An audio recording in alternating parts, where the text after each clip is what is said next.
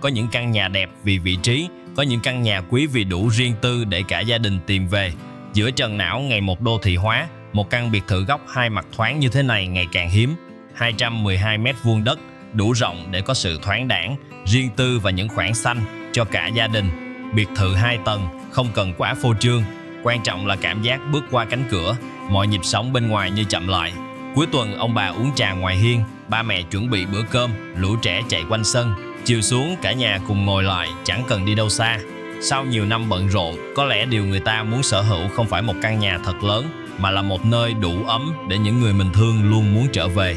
Trần Não, An Khánh, Thủ Đức. 212 m² đất, biệt thự 2 tầng, góc 2 mặt thoáng, sổ hồng, giá 60 tỷ. Một căn nhà có thể tìm thấy, nhưng một không gian đủ riêng tư giữa lõi đô thị thì ngày càng hiếm.